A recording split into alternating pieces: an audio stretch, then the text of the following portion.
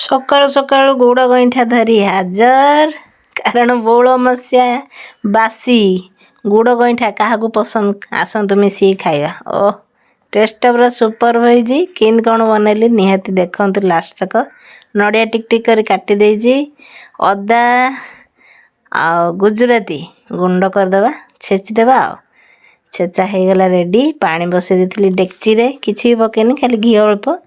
ଛେଚା ପଡ଼ିଗଲା, ନଡ଼ିଆ କଟା ପଡ଼ିଗଲା। ପାଣି ଟିକେ ଗରମ ହେଲେ ଆମେ ଗୁଡ଼ ପକାଇବା। ଗୁଡ଼ ଗଇଁଠାଟା ବହୁତ ବଢ଼ିଆ ଲାଗେ। ଆମ ବ୍ରହ୍ମପୁର ସାଇଡ଼୍ରେ ବେଶୀ ଗୁଡ଼ରେ କରନ୍ତି, ଆଉ ଜଣ ଜଣଙ୍କୁ ଚିନି ବି ଭଲ ଲାଗେ, ଚାହିଁଲେ ଆପଣ ଚିନି ପକାଇବା।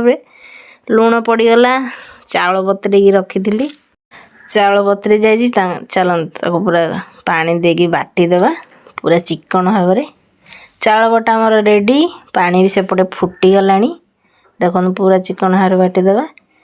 ପାଣି ଫୁଟିଗଲେ ଆମେ ପକାଇ ଆକୁ ପୁରା ଘାଣ୍ଟିବା କଣ୍ଟିନ୍ୟୁ, କାରଣ ତଳେ ଲାଗିବାର ସମ୍ଭାବନା ଥାଏ। ଆପଣ ଚାହିଁଲେ ଏଥିରେ ବାଦାମ, କାଜୁ, ଆଖୁ ସବୁ ପକାଇ ପାରିବେ, କିନ୍ତୁ ମୁଁ ସିମ୍ପୁଲ୍ କରିଛି। ଆମକୁ ସିମ୍ପୁଲ୍ଟା ବି ଭଲ ଲାଗେ। ନଡ଼ିଆ ଟିକେ ଅଧିକା ପଡ଼ିଥିଲେ ଖାଇଲା ବେଳେ, ଯେଉଁ ଚୋବେଇ ଖାଇଲା ବେଳେ ଟେଷ୍ଟଟା ଭଲ ଲାଗେ। ଦେଖନ୍ତୁ ଘାଣ୍ଟା ହେଇଗଲା, କିନ୍ତୁ ପୁରା ଟକର ମକର ଫୁଟୁଛି। ଆଉ ଏଇଟା ସକାଳୁ ହେଲା ରେଡ଼ି।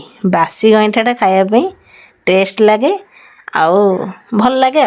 ଆଉ ଆପଣ ଚାହିଁଲେ ଗରମ ବି ଖାଇପାରିବେ, କାହାକୁ ପସନ୍ଦ। ଲାଇକ୍ଟେ ସିଓର କରିଦେବେ।